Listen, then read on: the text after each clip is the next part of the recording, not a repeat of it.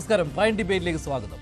G Sukumaran Nair Pinarayi സർക്കാരിനെ ശബരിമല വിഷയത്തിൽ അകമഴിഞ്ഞ് പ്രശംസിച്ചത് നായർ സമുദായം ചെവിക്കൊള്ളുമോ? നാമജപ ഘോഷയാത്രയിൽ പങ്കെടുത്ത് തല്ലുകൊണ്ടവരെയും കേസിൽപ്പെട്ടവരെയും മറന്നാണ് സുകുമാരൻ നായർ ഇടത് സർക്കാരിനൊപ്പം നിൽക്കുന്നതെന്ന് കരയോഗങ്ങളിൽ നിന്ന് പോലും വിമർശനം ഉയർന്നപ്പോൾ മൂന്നാം ഭരണത്തിന് പിന്തുണ സഹായിക്കുമെന്ന് എം.വി. ഗോവിന്ദൻ. ആരെ വേണമെങ്കിലും പിന്തുണച്ചോട്ടെ എന്ന് സതീശൻ പരസ്യ നിലപാടെടുത്തെങ്കിലും പെരുന്നയിൽ പോയി സുകുമാരൻ നായരെ കണ്ട് കാര്യങ്ങൾ ബോധ്യപ്പെടുത്താൻ കോൺഗ്രസ് ശ്രമിക്കും. സുകുമാരൻ നായർ പറഞ്ഞാലും ഇതിനകം കോൺഗ്രസിനെയും CPM-നെയും തള്ളിക്കളഞ്ഞ് പാർട്ടിക്ക് വോട്ട് ചെയ്തു തുടങ്ങിയവർ ആ നിലപാട് മാറ്റില്ലെന്ന് BJP പ്രതീക്ഷ. സമദൂരം വെടിയുന്ന സൂചന നൽകാൻ സുകുമാരൻ നായരെ പ്രേരിപ്പിച്ചത് സമുദായ താൽപര്യത്തെക്കാൾ വ്യക്തി താൽപര്യമോ? എന്തുറപ്പാണ് സുകുമാരൻ നായർക്ക് CPM നൽകിയത്? സമ്മർദ്ദ ശക്തിയാകാൻ വീണ്ടും ഇറങ്ങിപ്പുറപ്പെടുന്ന സമുദായ നേതാക്കളെ കട്ടപ്പയായി സമുദായ അംഗങ്ങൾ കാണുന്നത് ഗുണം ചെയ്യുന്നത് UDF-നോ? പ്രൈം ഡിബേറ്റ് ചർച്ച ചെയ്യും.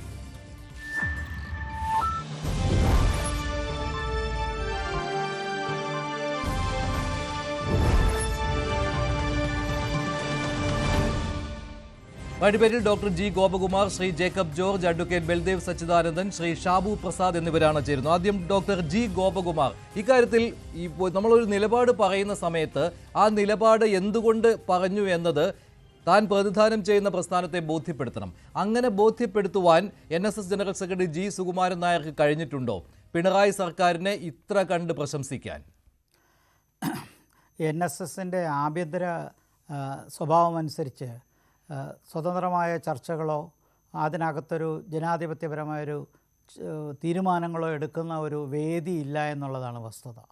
അത് ആചാര്യനായിരുന്ന മന്നത്ത് പത്മനാഭൻ NSS തകരരുത് എന്ന് വിചാരിച്ച് വളരെ ക്ലോസ്ഡ് ആയിട്ടൊരു സംഘടന സൃഷ്ടിക്കുകയാണ് പോയത്. അതുകൊണ്ടാണ് NSS ഇതുവരെ പിളർന്നു പോകാത്തത്.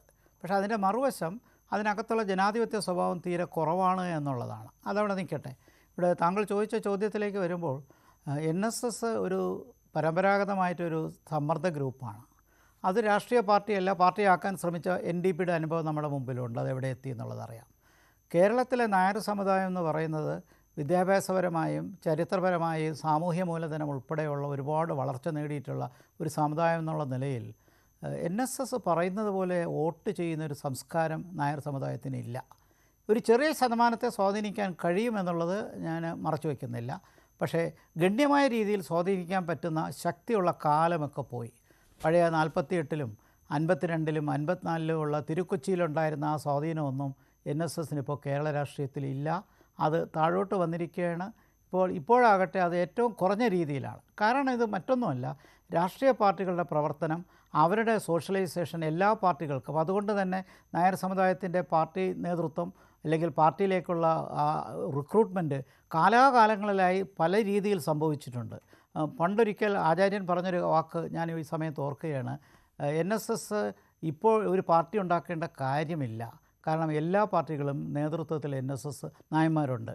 അതാണ് നല്ലത് എന്ന് അദ്ദേഹം പറഞ്ഞു. ഇന്നിപ്പോഴത്തെ അവസ്ഥ നോക്കിയാൽ NSS-ൻ്റെ ഔദ്യോഗിക നിലപാട് എന്തായാലും ഏതെങ്കിലും ഒരു പാർട്ടിയുമായിട്ട് പൂർണ്ണമായിട്ട് കമ്മിറ്റഡ് ആകുന്നൊരു സാഹചര്യം നായർ സമുദായത്തിനില്ല. പ്രത്യേകിച്ച് രാഷ്ട്രീയം ദേശീയപരമായിട്ടും സംസ്ഥാനപരമായും കാലികമായും മാറ്റി വന്ന സാഹചര്യത്തിൽ ഒരു വലിയ പരിധിവരെ ഇപ്പോൾ ഒരു 100 അതുകൊണ്ട് തന്നെയാണല്ലോ സമദൂരം എന്നുള്ള നിലപാട് NSS എടുത്തുകൊണ്ടേയിരിക്കുന്നത് കാലാകാലങ്ങളിലായി അല്ലേ? രാഷ്ട്രീയ പാർട്ടി ആ ഒരു കാര്യം നിന്നതോടുകൂടി അല്ലെ, രാഷ്ട്രീയ പാർട്ടി ആകുവാനുള്ള ശ്രമം ഉപേക്ഷിച്ചതോടുകൂടി പിന്നെ സമദൂര നിലപാടിലേക്ക് വന്നിരുന്നു. അതുകൊണ്ട് തന്നെയാണ് NSS-ന്റെ നിലപാടിനെ പ്രശംസിച്ചിരുന്നതും. സമുദായ അംഗങ്ങൾക്ക് യുക്തം പോലെ തീരുമാനമെടുക്കാം, മനസാക്ഷിയോട്ട് ചില സമയത്ത് മാത്രം ചില സൂചനകൾ നൽകും. 2019 അത് എടുത്തു പറഞ്ഞിരുന്നു. കാരണം അവിടെ ശബരിമല വിഷയം ഉള്ളതുകൊണ്ട്.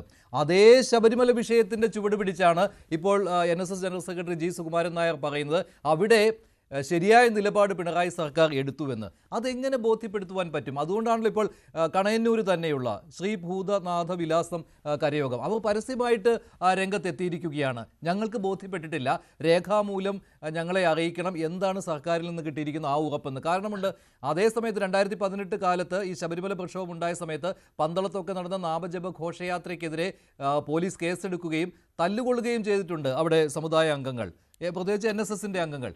അപ്പോൾ സ്വാഭാവികമായിട്ടും അവർക്കൊരു മറുപടി കിട്ടണമല്ലോ. അല്ലാതെ തോന്നിയ പോലെ നിലപാടെടുക്കുവാൻ സമുദായത്തിൻ്റെ പ്രസ്ഥാനത്തിൻ്റെ തലപ്പത്തിരിക്കുന്നയാൾക്ക് കഴിയില്ലല്ലോ. എന്ത് തീരുമാനം തലപ്പത്ത് നിന്ന് വന്നാലും സമുദായ അംഗങ്ങൾ അവരുടേതായ വ്യക്തിപരമായ തീരുമാനങ്ങളിലാണ് അവർ അവർക്ക് അവരുടേതായ പൊളിറ്റിസൈസേഷനുണ്ട്.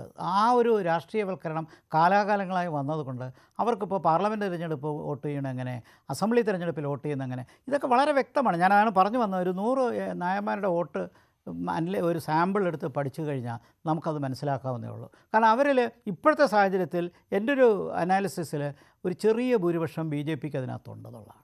അത് കഴിഞ്ഞാൽ രണ്ടാമത് കോൺഗ്രസ് വരും, അത് കഴിഞ്ഞാണ് ഇടതുപക്ഷ പാർട്ടികൾ വരുന്നത്. അപ്പോൾ ഇടതുപക്ഷ പാർട്ടികൾക്ക് അതൊരു ബോണസ് ആയിരിക്കും. ഈ ബോണസ് അത് മാത്രമേ ഉള്ളൂ. ശ്രീ ജേക്കബ് ജോർജ്, അതൊരു ബോണസാണ്. കാരണം ഒന്നും കിട്ടാത്തടുത്ത സ്ഥാനത്ത് അല്ലെങ്കിൽ ഒരു ചെറിയ പെർസെൻറ്റേജ് കിട്ടുന്ന സ്ഥാനത്ത് അതിൽ അല്പം കൂടുതൽ കിട്ടിയാൽ അതൊരു ബോണസ് എന്ന രീതിയിൽ. അതാണല്ലോ MP ഗോവിന്ദൻ പറഞ്ഞത്, മൂന്നാം ഭരണത്തിന് അനുകൂലമായ സാഹചര്യം ഉണ്ടാക്കിയെടുക്കുമെന്ന്, അല്ലേ? അതാണ് മുഖ്യമന്ത്രി പിണറായി വിജയനും ഇടതുപക്ഷ നേതൃത്വവും ആഗ്രഹിക്കുന്നതും. ഒരു ചെറിയൊരു ചായ്വ് മതി. അതാണ് സാറേ, തീർച്ചയായിട്ടും അതാണ് ഗോകുമാർ സാർ വ്യത്യാസം. കാരണം നേരത്തെ സാർ ഞങ്ങൾ പേഴ്സണായിട്ട് പറഞ്ഞപ്പോഴത്തേക്ക് 13% വരും നായർ സമുദായം. തീർച്ചയായിട്ടും അത്രയേ ഉള്ളൂ ജനസംഖ്യ. ഇതിൻ്റെ സാറ് പറഞ്ഞതുപോലെയല്ല, പകുതി എന്ന് കൂട്ടാം. ഒരു 5400 കരയോഗങ്ങൾ. അതെ. NSSന് എല്ലാം കൂടി 5400 കരയോഗങ്ങൾ. അതെ. ഇതിൻ്റെ അകത്ത് ഒരു 2200 നായർ സമുദായങ്ങൾ മുഴുവനും NSS ഇല്ല. ഇല്ല അതൊക്കെ പോട്ടെ. ഈ സംഘടിതമായിട്ട് നിൽക്കുന്ന സമുദായത്തിൽ 2230ഓളം കരയോഗങ്ങൾ ഏറെക്കുറെ BJP ലൈനാണ്. അതാണ് ഞാൻ ഭാരവാഹികൾ. ഞാൻ പറഞ്ഞല്ലോ, BJP ആണ്. ബാക്കിയുള്ളത് BJP ഇതിനകത്ത് ഒന്നും മിണ്ടാതെ മാറി നിൽക്കും. കാരണം ഇപ്പോൾ NSS ജനറൽ സെക്രട്ടറി പറഞ്ഞു എന്ന് വെച്ച് അത് എന്തായാലും CPM-ലേക്ക് പോകില്ല, LDF-ലേക്ക് പോകില്ല. ഇല്ല. അത് പക്ഷേ BJP വിചാരിക്കണം, NSS അങ്ങനെ അങ്ങ് വോട്ടെടുക്കത്തില്ല. ഇവൻ ജയിക്കാൻ സാധ്യതയുണ്ടെങ്കിലേ BJP വോട്ട് കൊടുക്കും, BJPക്ക് വോട്ട് കൊടുക്കൂ. അല്ല, BJPക്ക് ഒരു ആത്മവിശ്വാസം കൊണ്ടുവരാൻ കഴിഞ്ഞാൽ നായർ വോട്ട്സ് ഗണ്യമായിട്ട് BJP വരും. പക്ഷേ അങ്ങനെ ഒരു കോൺഫിഡൻസ് കൊടുക്കാൻ വയ്യാത്തിടത്തോളം കാലം BJPക്ക് അത്ര കണ്ട് വോട്ട്, ഈ പറയുന്ന BJP മൈൻഡഡ് ആയിട്ടുള്ള നായന്മാരുടെ വോട്ട് മുഴുവനും കിട്ടണം എന്നില്ല. അവർക്ക് സെക്കൻഡ് ചോയ്സ് ഉണ്ട്, ഒരു പക്ഷേ തേർഡ് ചോയ്സും കാണും, അങ്ങോട്ടേക്ക് പോകും. വട്ടിയൂർക്കാവ് ഉദാഹരണമല്ലായിരുന്നു, ബൈ ഇലക്ഷൻ. അതന്നെ തീർച്ചയായിട്ടും അങ്ങനെ പല ഘടകങ്ങളുണ്ട്. അത് കഴിഞ്ഞ തവണ ഔദ്യോഗികമായിട്ട് വട്ടിയൂർക്കാവിൽ കോൺഗ്രസിന് പിന്തുണ നൽകിയിട്ടും അവിടെ പ്രശാന്തല്ലേ ജയിച്ചത്. അതന്നെ. പക്ഷേ അതുപോലെ തന്നെ സുകുമാരൻ നായർ ഒരു ഘട്ടത്തിൽ ശശി തരൂരിനോട് പിന്തുണ കൊടുത്തു. ശശി തരൂരിന് സമ്പൂർണ്ണമായി പിന്തുണ കൊടുത്തു. അപ്പം തിരുവനന്തപുരത്തെ സംഗീത് കുമാർ, NSSൻ്റെ നേതാവ്, അദ്ദേഹം ഒരു BJP ലൈൻ എടുത്തപ്പോഴേ സുകുമാരൻ നായർ നേരിട്ട് ഇടപെട്ടിട്ട് NSS കരയോഗങ്ങളെയൊക്കെയും സംഘടിപ്പിച്ച് അലേർട്ട് ചെയ്തിട്ട് ശശി തരൂരിന് അനുകൂലമായിട്ട് തിരിച്ചു. അതിനുള്ള ശേഷിയൊക്കെ അദ്ദേഹത്തിനുണ്ട്. എപ്പോഴും ഞാൻ പറയുന്നത് NSS ഒരു രാഷ്ട്രീയ ശക്തിയല്ല, ഒരു രാഷ്ട്രീയ കേന്ദ്രമല്ല. പക്ഷേ NSSന് രാഷ്ട്രീയം കളിക്കാനറിയാം. അത് പ്രത്യേകിച്ച് സുകുമാരൻ നായരാണെങ്കിലും PK നാരായണപ്പണിക്കർ സാറാണെങ്കിലും ഒക്കെ അത് അവരുടേതായ നിലയിൽ കളിച്ചിട്ടുണ്ട്. അതിൻ്റെ ഉദാഹരണമാണ് നാമജപ ഘോഷയാത്ര. നേരത്തെ പറഞ്ഞ അല്ല, അന്നത്തെ നാമജപ ഘോഷയാത്രയ്ക്ക് ശേഷമാണ് കോൺഗ്രസ് പോലും UDF നിലപാടെടുത്തത്. BJPയും ശരിയാണ്, BJP പ്രക്ഷോഭ രംഗത്തേക്ക് ശ്രീധരൻ നായർ പറഞ്ഞതേ, ഒരു വലിയ ഗോൾഡൻ ഓപ്പർച്യൂണിറ്റി കണ്ടിരിക്കുന്നു. അത് കാണിച്ചു കൊടുത്തത് ശ്രീധരൻപിള്ള. അതെ, അത് കാണിച്ചു കൊടുത്തത് സുകുമാരൻ നായരാണ്, NSS ജനറൽ സെക്രട്ടറിയാണ്. നാമജപ ഘോഷയാത്രയ്ക്ക് വനിതകൾ വരിവരിയായിട്ട് വന്ന് പന്തളത്ത് വന്നിട്ട് സത്യാഗ്രഹം നടത്തുകയാണ്. അത് കണ്ടപ്പോൾ ഇതൊരു അപാര സാധ്യതയാണ്. അന്നത്തെ ആ നാമജപ ഘോഷയാത്രയും പിന്നെ ഈ ശബരിമല യുവതീ പ്രവേശന വിഷയത്തിൽ സർക്കാരിനെതിരെ എടുത്ത നിലപാടും, ആ നിലപാട് മാറ്റുവാൻ ഇപ്പോൾ ഏത് നിലപാട് മാറ്റുമ്പോഴും അത് ബോധ്യപ്പെടുത്തണമല്ലോ. അതിപ്പോൾ സമുദായാംഗങ്ങളെ ആണെങ്കിൽ, ഇപ്പോൾ ഒരു രാഷ്ട്രീയ പാർട്ടി ഒരു നിലപാട് മാറ്റുകയാണെങ്കിൽ തങ്ങളുടെ അണികളെ ബോധ്യപ്പെടുത്തണം. ഇത് സുകുമാരൻ നായർക്ക് അതിന് കഴിയുന്നുണ്ടോ? എന്തുകൊണ്ട് സർക്കാരിന് ഇപ്പോൾ പിന്തുണ നൽകുന്നു? 2018 അങ്ങനെ ആയിരുന്നില്ല, തുടർകാലങ്ങളിലും ഇതേ രീതിയിൽ വന്നതാണ്. കാരണം ശബരിമല യുവതീ പ്രവേശന വിഷയത്തിൽ പിണറായി സർക്കാർ തെറ്റായ നിലപാടാണ് എടുത്തത് എന്ന് ആവർത്തിച്ച് പറയുന്ന സുകുമാരൻ നായരും NSSും എന്തുകൊണ്ട് ഈ സമയത്ത് നിലപാട് മാറ്റി എന്നുള്ളത് ഈ സമയത്ത് എങ്ങനെ ബോധ്യപ്പെടുത്തും? ഞാൻ കാണുന്നത് ഇതിനകത്ത് പിണറായി വിജയൻ നമ്മൾ ഉദ്ദേശിക്കുന്ന രാഷ്ട്രീയ നേതാവൊന്നുമല്ല. അദ്ദേഹത്തിൻ്റെ രാഷ്ട്രീയ നേതൃത്വത്തിന്, നേതാവ് എന്ന സ്ഥാനത്തിന് പല മാനങ്ങളുണ്ട്. അദ്ദേഹം സോഷ്യൽ എൻജിനീയറിങ്ങിൻ്റെ ഒരാളാണ്. ക്രിസ്ത്യൻ സമുദായത്തെയും ഇപ്പോൾ നോക്ക്, മുസ്ലിം ലീഗിനെ എതിർക്കുന്നത് എന്തിൻ്റെ പേര് പറയും? SDPIയുടെയും ജമാഅത്തെ ഇസ്ലാമിയുടെയും പേര് പറഞ്ഞ് മുസ്ലിം ലീഗിനെ പരസ്യമായിട്ട് അങ്ങ് എതിർക്കുകയാണ്. അത് മുസ്ലിം സമുദായത്തിനോടുള്ള എതിർപ്പായിട്ട് മാറിക്കൊണ്ടിരിക്കുകയാണ്. പക്ഷേ അതുപോലും വേറൊരു സാധ്യതയായിട്ടാണ് കാണുന്നത്. കേരളത്തിലെ വേറൊരു തരത്തിലുള്ള സാമൂഹിക ധ്രുവീകരണം തന്നെയാണ് പിണറായിയുടെ ലക്ഷ്യം. അതായത് ഹിന്ദു വോട്ടുകളിലേക്ക് അതാണ് മടങ്ങി വരിക എന്നുള്ളത്. അതാണ് ഞാൻ പറഞ്ഞു വരുന്നത്. അതിൻ്റെ ഒരു ഭാഗമായിട്ട് മുഖ്യമന്ത്രി പിണറായി വിജയൻ എന്തോ ഒരു സോഷ്യൽ എൻജിനീയറിങ് നടത്തിയിട്ടുണ്ട്. അതിൻ്റെ അകത്ത് എനിക്ക് തോന്നുന്നു കോട്ടയത്തെ മന്ത്രി വാസവനും ഒരു പങ്കാളിയായിട്ടുണ്ട്. വാസവനാണ് ഇതിനകത്ത് മധ്യസ്ഥനായിരുന്നത്. അത് മാത്രമല്ല, അത് ജി സുകുമാരൻ നായർ പറയുകയും ചെയ്തു. മന്ത്രി വി എൻ വാസവൻ നേരിട്ട് കണ്ട് ഉറപ്പ് നൽകിയിട്ടുണ്ട്, അത് മുഖ്യമന്ത്രിയുടെ അറിവോട് കൂടിയാണെന്ന്.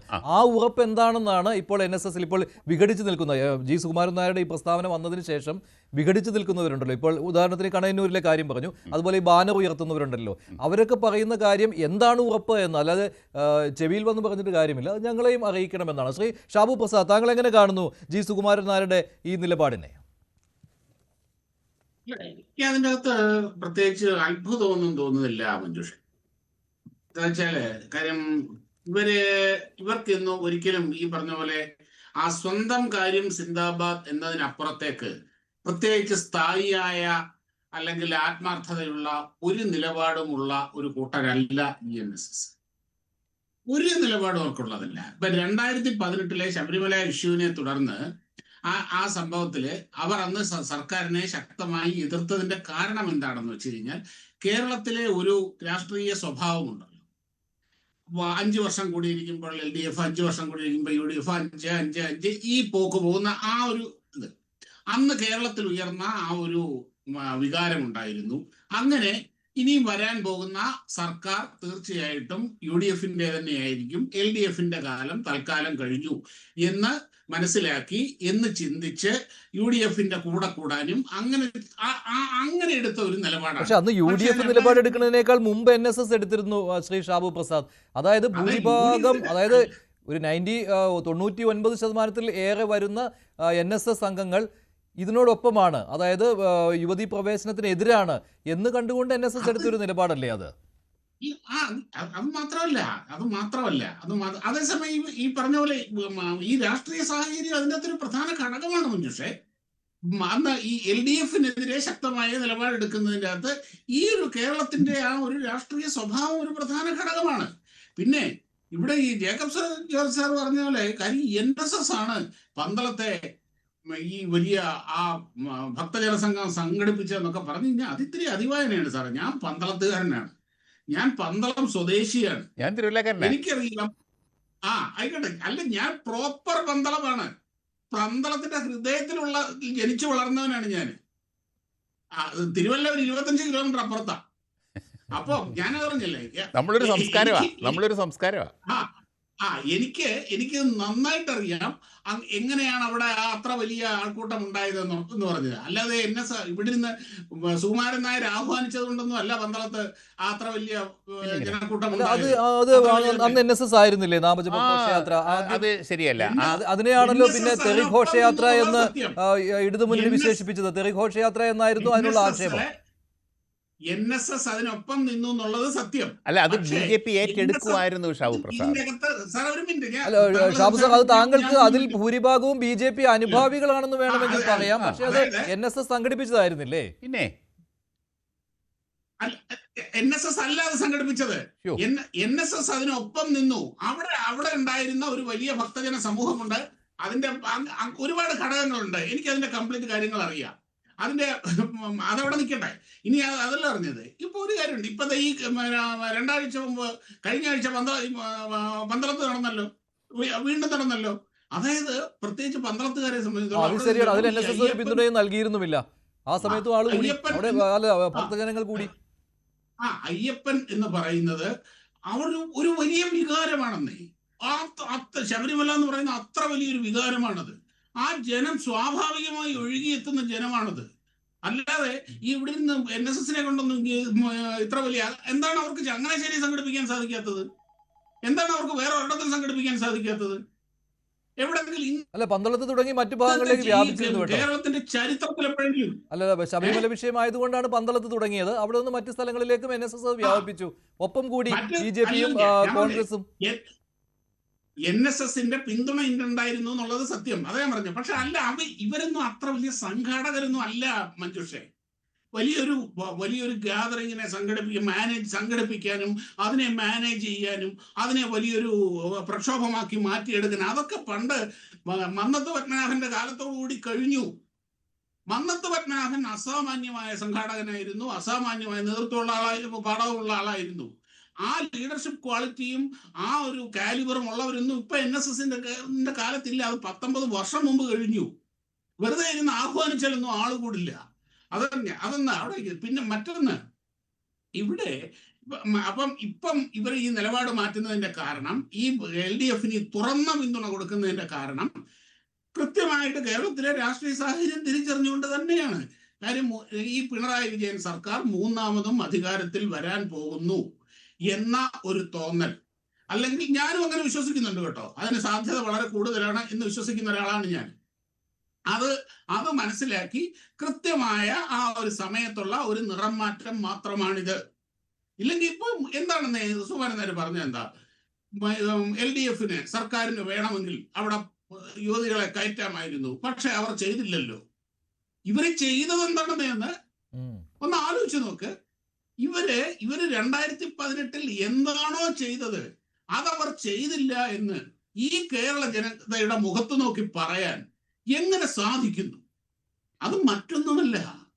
അതായത് ഇവർക്ക് ഇതെന്നൊക്കെ പറഞ്ഞാൽ മതി. ഇവരെ ആരും ചോദ്യം ചെയ്യാൻ പോകുന്നില്ല. ആരും മുഖത്ത് നോക്കി ഒരു അക്ഷരം ചോദിക്കാൻ പോകുന്നില്ല.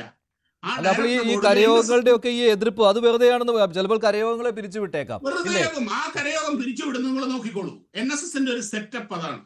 NSSന്റെ ഇപ്പത്തെ ഗോപകുമാർ സാർ കൃത്യമായിട്ട് പറഞ്ഞതുപോലെ മന്നത്ത് പത്മനാഭൻ അതിന്റെ കെട്ടുറപ്പിന് വേണ്ടിയിട്ടുണ്ടാക്കിയ സെറ്റപ്പാണ്. പക്ഷെ ഇങ്ങനെയുള്ളവർ അതിനെ ദുരുപയോഗം ചെയ്യുകയാണ്. ഇപ്പോൾ ഒരു NSS ജനറൽ സെക്രട്ടറിയെ മാറ്റാൻ ആർക്കെങ്കിലും കഴിയുമോ? ഒന്നുകിൽ അങ്ങനെ രാജിവെച്ചു പോകണം, അല്ലെ മരിക്കണം, അല്ലെങ്കിൽ അത് ആജീവനാന്തമാണ്.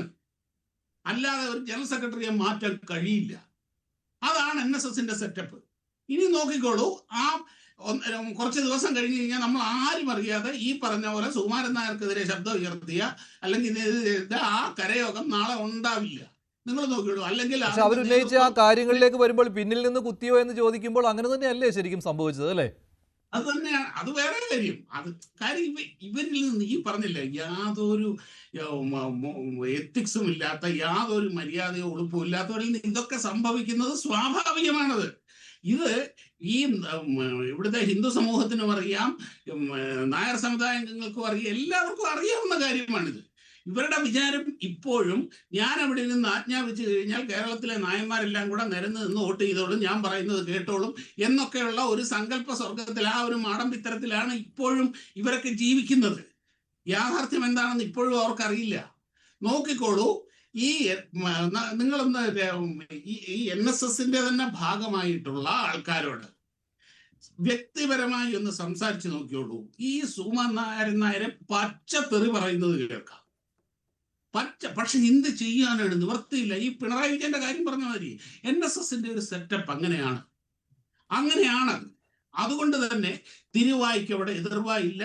ഇയാൾക്ക് എന്തും പറയാം അവിടെ ഇരുന്ന്. ശരി, ശ്രീ അഡ്വക്കേറ്റ് ബൽദേവ് സച്ചിദാനന്ദൻ, ഇത് നേരത്തെ ഇവിടെ പറഞ്ഞ പോലെ ശ്രീ ഗോപകുമാർ സാറും ജേക്കബ് ജോർജും ഒക്കെ പറഞ്ഞ പോലെ ഒരു ബോണസിന് വേണ്ടിയുള്ള ശ്രമം അല്ലേ നടത്തിക്കൊണ്ടിരിക്കുന്നത് മുഖ്യമന്ത്രി? അതുകൊണ്ടാണല്ലോ മന്ത്രി വാസവനെ അവിടെ വിടുന്നു, എന്തോ രഹസ്യം പറയുന്നു, ഉറപ്പ് നൽകിയെന്ന് ജി സുകുമാരൻ നായർ പറയുന്നു. ഇപ്പോൾ സമുദായാംഗങ്ങൾ ചോദിക്കുന്നു എന്താണ് ആ ഉറപ്പ് എന്നാണ്.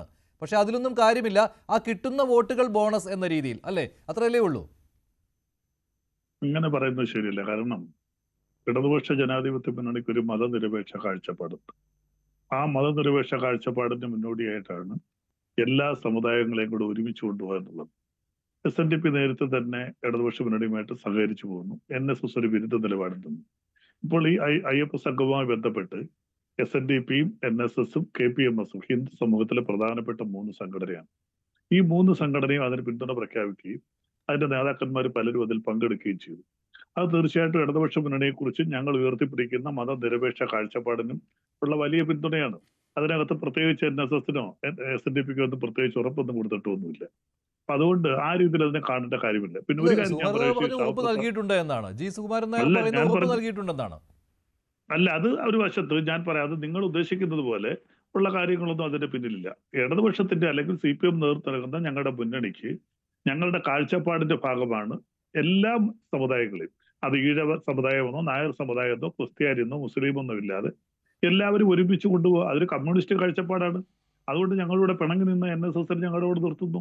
ഒരു സമയത്ത് KPMS പുന്നല വിഭാഗം ഞങ്ങളുമായിട്ട് പിണങ്ങി തന്നെയായിരുന്നു. അവരെ ഇപ്പം ഞങ്ങളിവിടെ സഹകരിപ്പിച്ചു കൊണ്ടുപോകാൻ പറ്റി.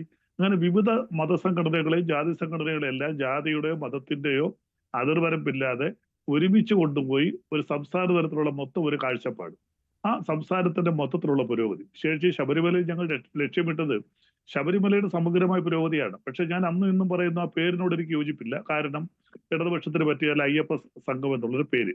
പക്ഷേ അതിന് ലക്ഷ്യം ഉദ്ദേശം തന്നെ കറക്റ്റ് തന്നെയായിരുന്നു. കാര്യം എന്താ? ശബരിമലയുടെ സമഗ്രമായ വികസനം. ആ സമഗ്രമായ വികസനത്തിന് എല്ലാ ഹിന്ദു സംഘടനകളും, മറിച്ച് മറ്റ് സംഘടനകളെ ക്ഷണിച്ചിട്ടുണ്ട്, മറ്റ് സംസ്ഥാനങ്ങളിലെ മുഖ്യമന്ത്രിമാരെ ക്ഷണിച്ചിട്ടുണ്ട്, മറ്റ് രാഷ്ട്രീയ പ്രസ്ഥാനങ്ങളെ ക്ഷണിച്ചിട്ടുണ്ട്, കോൺഗ്രസിന് ഉൾപ്പെടെയുള്ള പ്രതിപക്ഷ പാർട്ടികളെ എല്ലാം ക്ഷണിച്ചാണ് ആ പരിപാടിയിലേക്ക്. അവിടെ ആർക്കും ഒരു അതിർവരമ്പില്ലായിരുന്നു. ആർക്ക് വേണമെങ്കിലും അതിൽ പങ്കെടുക്കാം. ശബരിമലയുടെ വികസനവുമായിട്ടുള്ള സെമിനാറുകളിൽ പങ്കെടുക്കാം. അവർക്ക് അഭിപ്രായങ്ങൾ മുന്നോട്ട് വെക്കാം. ആ അഭിപ്രായങ്ങളെല്ലാം കൂടെ ക്രോഡീകരിച്ചുകൊണ്ട് ശബരിമലയ്ക്ക് സമഗ്രമായ വികസനമാണ് അതിന് ലക്ഷ്യമിട്ടത്. അപ്പോൾ അതിന് തീർച്ചയായിട്ടും ഒരു തെരഞ്ഞെടുപ്പ് അടുത്ത് വന്നിരിക്കുന്നത് കൊണ്ട് മറ്റ് രാഷ്ട്രീയ പ്രസ്ഥാനങ്ങൾ, പ്രതിപക്ഷ പ്രസ്ഥാനങ്ങൾ ഇതിനോട് അസൂയായിട്ട് കാണുന്നവര് തീർച്ചയായിട്ടും അതിന് രാഷ്ട്രീയവൽക്കരിക്കും. പക്ഷേ ഇവിടെ NSS പറഞ്ഞ കാര്യം ഈ ആചാര ലംഘനം അവിടെ ഉണ്ടാവുകയില്ല, അത് ഈ അയ്യപ്പ സംഗമത്തിൽ ഉണ്ടാവുകയില്ല എന്നുള്ളത് അല്ല, ശബരിമലയിൽ ആചാര ലംഘനം ഉണ്ടാവുകയില്ല എന്ന്. അതായത് NSS ആവശ്യപ്പെടുന്ന കാര്യം എന്ന് പറയുന്നത് യുവതീ പ്രവേശനം നടത്തരുത് എന്നുള്ളതാണല്ലോ. അതാണല്ലോ 2018 നാമജപ ഘോഷയാത്ര മുതൽ തുടങ്ങിയത്. അപ്പോൾ ആ ഉറപ്പ് കിട്ടിയിട്ടുണ്ട് എന്നാണ് വ്യക്തമായിട്ട് തന്നെ സുകുമാരൻ നായർ പറയുന്നുണ്ട്. ശക്തമാണ്. ഞാൻ പറഞ്ഞില്ലേ, 2018 വന്ന സുപ്രീം കോടതിയുടെ വിധി സ്ത്രീകളെ കയറ്റാമെന്നുള്ള ഫുൾ ബെഞ്ച് വിധി ഇപ്പോഴും നിലനിൽക്കുകയാണ്. അതിനെതിരെ 65 പെറ്റീഷൻ ഫയൽ ചെയ്തതൊക്കെ ഇന്ന് വരെ സുപ്രീം കോടതി സ്റ്റേ അനുവദിച്ചിട്ടില്ല. അത് ഭരണഘടനാ ബെഞ്ചിന് വിട്ടിരിക്കുകയാണ്. ഇന്ന് വരെ അതിന് സ്റ്റേ അനുവദിച്ചിട്ടില്ല. ആ വിധി ഇപ്പോഴും നിലനിൽക്കുകയാണ്. ശബരിമലയിൽ സ്ത്രീകളെ പ്രവേശിപ്പിക്കാന്നുള്ള വിധി, ആ വിധിക്ക് സ്റ്റേ വന്നിട്ടില്ല. പക്ഷെ ആ വിധി നിലനിൽക്കുമ്പോഴാണ് ഗവൺമെന്റ് സ്ത്രീകളെ പ്രവേശിപ്പിക്കാനായിട്ട് ശ്രമിച്ചത്. അപ്പോൾ കേരളത്തിലെ ഭൂരിപക്ഷം ജനങ്ങളുടെ ഭാഗത്ത് എതിർപ്പുണ്ടായപ്പോൾ ഗവൺമെന്റ് ആ നടപടി നിർത്തിവെച്ചു. ഇപ്പോൾ ഗവൺമെന്റ് ശ്രമിക്കുന്നില്ല. അതിനുശേഷം നാളിതുവരെ ഗവൺമെന്റ് ശബരിമല സ്ത്രീകളെ കയറ്റാൻ ശ്രമിച്ചിട്ടില്ല. സുകുമാരൻ നായർ പറഞ്ഞത് കറക്റ്റാണ്. ഇപ്പോൾ ശക്തമായ പോലീസ് ഫോഴ്സ് ഉപയോഗിച്ചാൽ വേണമെങ്കിൽ അവിടെ സ്ത്രീകളെ പ്രവേശിപ്പിച്ചുവിടാമല്ലോ. 12 വരെ പ്രവേശിപ്പിച്ചല്ലോ. ശക്തമായ എതിർപ്പുണ്ടായി. ആ എതിർപ്പ് ജനഹിതം മാനിച്ചുകൊണ്ട് സുപ്രീം കോടതി അത് ഇനിഷ്യേറ്റ് ചെയ്യുന്നില്ല. സുപ്രീം കോടതി പല വിധികളും കൊണ്ടുവന്നെങ്കിലും സുപ്രീം കോടതി പല വിധികളും അത് കെപ്റ്റിൻ അബേൻസിലൊക്കെയാണ്. കാര്യം എന്താ? ആ വിധികൾ നടപ്പിലാക്കിയാൽ ഉണ്ടായ ദൂരവ്യാപകമായ ദോഷങ്ങൾ. സുപ്രീം കോടതി കൊണ്ടുവന്ന മറ്റ് പല വിധികളുമുണ്ട്. നമുക്കറിയാം, ഹൈവേയുടെ സൈഡിലുള്ള ബാർ നിരോധിച്ചതും കാറിലെ ഫിലിമിന്റെ ഒട്ടിക്കുന്നതൊക്കെ അത് മാറ്റിയിട്ടുണ്ട്. സുപ്രീം കോടതി കൊണ്ടുവന്ന വിധി സുപ്രീം കോടതി തന്നെ മാറ്റിയിട്ടുണ്ട്. അപ്പോൾ അതുകൊണ്ട് ആ രീതിയിൽ തന്നെ സുപ്രീം കോടതി വിധി നിലനിൽക്കുകയാണ്. ഇപ്പോഴും വിധി നിലനിൽക്കുന്നു. വിധിക്ക് യാതൊരു മാറ്റവുമില്ല. താങ്കൾ പറഞ്ഞ കാര്യം ശരിയാണ്. ശ്രീ ഡോക്ടർ ജി ഗോപകുമാർ, ഇവിടെ ഇത് എങ്ങനെ സാധിക്കുന്നു ഇടതുമുന്നണിക്ക്, പ്രത്യേകിച്ച് മുഖ്യമന്ത്രി പിണറായി വിജയന് ഇങ്ങനെ ഒരു ലൈസൻസ് ഉണ്ടാക്കിയെടുക്കാൻ? ഇപ്പോൾ അദ്ദേഹം പറഞ്ഞ ഈ 3 സംഘടനകളും NSS, SNDP, KPMS, ഈ 3 പേരും വിരുദ്ധ വ്യത്യസ്തമായ നിലപാടുകൾ സ്വീകരിച്ചിരുന്നവരാണ് ശബരിമല വിഷയത്തിൽ. NSS യുവതീ പ്രവേശനത്തെ അതിശക്തമായി എതിർത്ത സംഘടനയാണ്. SNDP ആണെങ്കിൽ ആ സമയത്ത് യുവതീ പ്രവേശനത്തെ എതിർത്തിരുന്നു. അതേസമയത്ത് തന്നെ സർക്കാരിന് സുപ്രീം കോടതി വിധി നടപ്പാക്കേണ്ടി വരും എന്നൊരു നിലപാട് കൂടി എടുത്തിരുന്നു. നവോത്ഥാനത്തിനൊപ്പവും നിന്നു. ന്യൂട്രൽ എന്ന് വേണമെങ്കിൽ അവിടെ വിശേഷിപ്പിക്കുക, അല്ലെങ്കിൽ 2 നിലപാട്. KPMS ആണെങ്കിൽ യുവതീ പ്രവേശനം ആയിക്കോട്ടെ എന്നുള്ള നിലപാടായിരുന്നു. അവിടെ നവോത്ഥാന സംരക്ഷണം ആണ് പ്രധാനമെന്ന് പറഞ്ഞവരാണ്. ഈ 3 പേരെയും ഒരേ വേദിയിൽ എത്തിച്ചു. അപ്പോൾ മറുവശത്ത് നോക്കാം, UDF അന്ന് ശബരിമല വിഷയത്തിൽ വിശ്വാസികൾക്കൊപ്പം നിന്നു. അങ്ങനെ പറയുകയാണെങ്കിൽ NSSന്റെ നിലപാടിനൊപ്പം പൂർണ്ണമായിട്ടും നിന്നു. പക്ഷേ ഇപ്പോൾ VD സതീശൻ പറഞ്ഞൊരു കാര്യമുണ്ട്, അതൊന്ന് ശ്രദ്ധിച്ച ശേഷം വരാം. VD സതീശൻ്റെ ആ പ്രതികരണം ഒന്ന് കേൾക്കാം. NSSനടക്കമുള്ള സമുദായ സംഘടനകൾക്ക് എന്ത് തീരുമാനം വേണമെങ്കിലും എടുക്കാം, അവരുടെ സ്വാതന്ത്ര്യമാണ്. ഞങ്ങൾക്ക് അതിൽ യാതൊരു പരാതിയില്ല. ഞങ്ങളുടെ തീരുമാനം രാഷ്ട്രീയമായ തീരുമാനമാണ്. യോഗി ആദിത്യനാഥ് പിണറായി വിജയന് പറ്റിയ നല്ല കൂട്ടുകാരനാണ്, ഒരു സംശയ കാര്യത്തിലില്ല. ആ കൂട്ടുചേർന്ന് പോട്ടെ. ഞങ്ങൾ കേരളത്തിൻ്റെ മതേതര മനസ്സിൻ്റെ മുന്നിൽ ഈ വർഗീയവാദത്തെ ഞങ്ങൾ പൊളിച്ചു കാട്ടും. അതാണ് ഞങ്ങളുടെ ജോലി. ഞങ്ങളത് ചെയ്യും കൃത്യമായി. വർഗീയവാദികളെ NSSന്റെ അടിച്ചതിൻ്റെ അകത്തേക്ക് അദ്ദേഹം കയറ്റാൻ ഇതുവരെ സമ്മതിച്ചിട്ടില്ല. അതൊരു ഉറച്ച നിലപാടാണ്. ആ ഉറച്ച നിലപാട് അദ്ദേഹം സ്വീകരിച്ചതിന് ഞങ്ങൾ അഭിനന്ദിച്ചിട്ടുണ്ട്. ഞങ്ങളും അദ്ദേഹവുമായിട്ടോ NSSുമായിട്ടോ ഒരു തർക്കമില്ല. പാർലമെന്റ് തെരഞ്ഞെടുപ്പ് വരെ CPM ന്യൂനപക്ഷ പ്രീണനമാണ് നടത്തിയത്. അത് കഴിഞ്ഞപ്പോൾ ഉടനെ ഭൂരിപക്ഷ പ്രീണനമായി. ആരോടും ആത്മാർത്ഥതയില്ല. ഞങ്ങൾക്കൊരു ടെൻഷനുമില്ല. ഞങ്ങൾ പാർലമെന്റ് തെരഞ്ഞെടുപ്പിന് മുമ്പും പാർലമെന്റ് തെരഞ്ഞെടുപ്പിന് ശേഷവും ഇനി വരാനിരിക്കുന്ന നാളുകളിലും ഒറ്റ നിലപാടാണ്. ഒരു വ്യത്യാസം ഉണ്ടാകും.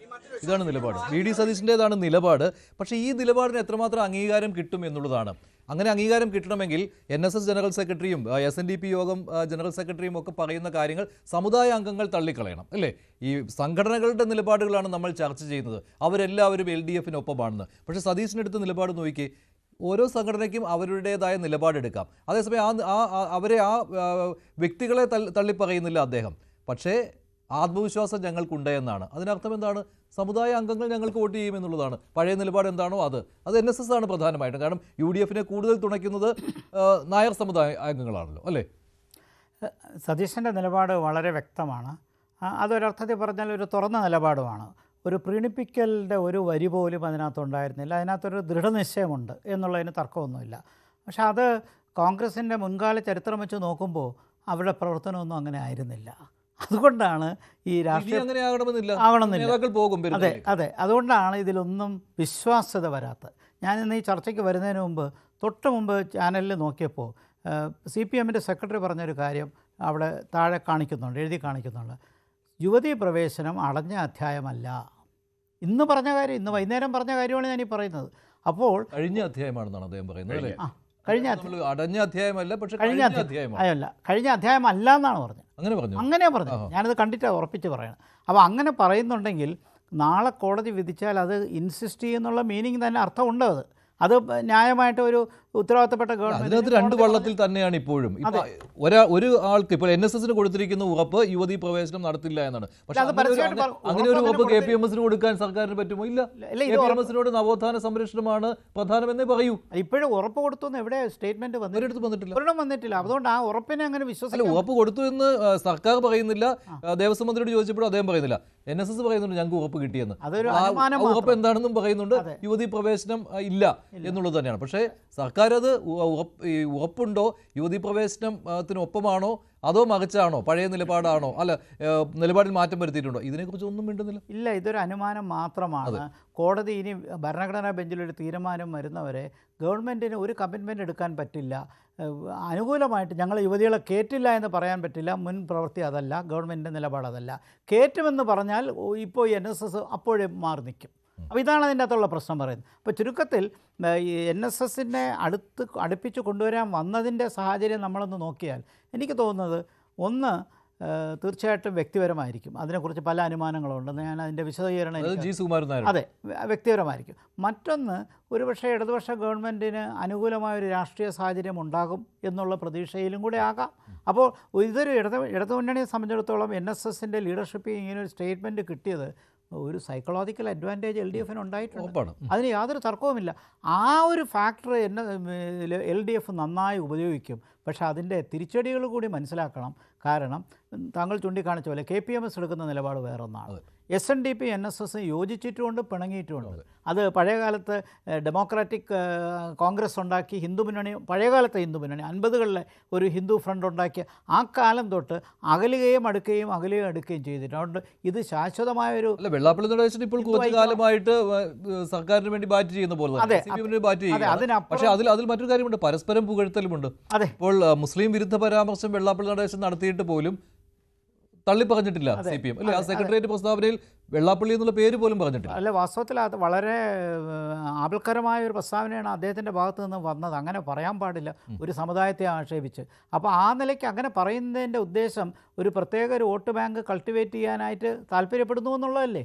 അതേപോലെ പമ്പയിൽ ഇവർ രണ്ടുപേരും ഒരു കാറിൽ വന്ന് ഇറങ്ങുന്നു എന്ന് പറയുമ്പോൾ അത് നൽകുന്നൊരു സന്ദേശമുണ്ട്. അപ്പോൾ സംശയമില്ല, ഈഴവ സമുദായത്തിൻ്റെ ബഹുഭൂരിപക്ഷ വോട്ടും ഇടതുമുന്നണിക്കാണ്. അത് വെള്ളാപ്പള്ളി നടേശൻ പറയുന്നുണ്ടല്ല, ചരിത്രപരമായിട്ടുള്ള സത്യമാണ്. അതിപ്പോഴും ഒരു സ്ട്രോങ് ബെൽറ്റാണ് ഈഴവ കമ്മ്യൂണിറ്റി. പക്ഷേ അവിടെ ഒരു വോട്ട് ചോർച്ച വളരെ സത്യമാണ്. പാർലമെന്റ് തെരഞ്ഞെടുപ്പിലുണ്ടായ വോട്ട് ചോർച്ച അത് തടയാൻ ആലപ്പുഴയിൽ, അതെ ആലപ്പുഴ ആറ്റിക്കല്ലോ, തിരുവനന്തപുരത്ത്, പാലക്കാട് എല്ലായിടവും ഉണ്ടായിട്ടുണ്ട്. BJPക്ക് 20% വോട്ട് കിട്ടിയിട്ടുണ്ടെങ്കിൽ OBC വിഭാഗത്തിൽ നിന്നും ഈഴവ സമുദായത്തിൻ്റെ ഒരു വിഭാഗം ലെഫ്റ്റിന് വോട്ട് ചെയ്യാതെ BJPക്ക് വോട്ട് ചെയ്തുകൊണ്ടാണ്. അത് തടയാനുള്ള ശ്രമമാണ് ഒരു വശത്ത് നടത്തുന്നത്. മറുവശത്ത് കോൺഗ്രസിനെ പ്രതിരോധത്തിലാക്കുക. ഈ സ്ട്രാറ്റജി ഇടതുമുന്നണി വാസ്തവത്തിൽ താൽക്കാലികമായി വിജയിച്ചിരിക്കുകയാണ്. ശരി, അതിനകത്ത് UDF എന്ത് ചെയ്യും? കോൺഗ്രസ് ഏത് രീതിയിൽ ഇതിനെ ടാക്കിൾ ചെയ്യും? ശ്രീ ജേക്കബ് ജോർജ്, കാരണം പെരുന്നയുമായിട്ട് മോശം ബന്ധമാണ് കോൺഗ്രസിൽ നിന്നും പറയാൻ പറ്റില്ല. കാരണം പെരുന്നയുമായി അടുത്ത ആത്മബന്ധം സൂക്ഷിക്കുന്ന നേതാക്കൾ കോൺഗ്രസിലുണ്ട്. അവരെ ഫ്രണ്ട് ലൈനിലേക്ക് ഇറക്കുക എന്നുള്ളതാണോ? അല്ല, ഞാൻ അല്ല, വേറൊരു കാര്യം കൊണ്ട് സതീശൻ വിരുദ്ധതയുണ്ട് പെരുന്നയ്ക്ക്. ഉണ്ട്, സതീശൻ വിരുദ്ധതയുണ്ട്, വെള്ളാപ്പള്ളിക്കുണ്ട്. പക്ഷേ ഈ വിരുദ്ധതയൊക്കെ ഉണ്ടായിട്ടും സതീശൻ പിടിച്ചു നിന്നില്ലേ? സതീശൻ ഇത്രയും കാലം വളർന്നു വന്നില്ലേ, ജയിച്ചു വന്നില്ലേ? ഇന്നത്തെ നിലപാടൊക്കെ കണ്ടോ, എത്ര സ്ട്രോങ് ആണ് അദ്ദേഹത്തിന്റെ നിലപാട്. വെള്ളാപ്പള്ളി നടേശൻ വളരെ വ്യക്തിപരമായിട്ട് സതീശനെതിരെ കാമ്പയിൻ നടത്തിയിട്ടും സതീശൻ പറവൂരിൽ ജയിച്ചു മഞ്ജുഷേ. അത് നല്ല രീതിയിൽ ജയിച്ചു, അത് ജയിച്ചുകൊണ്ടേയിരുന്നു.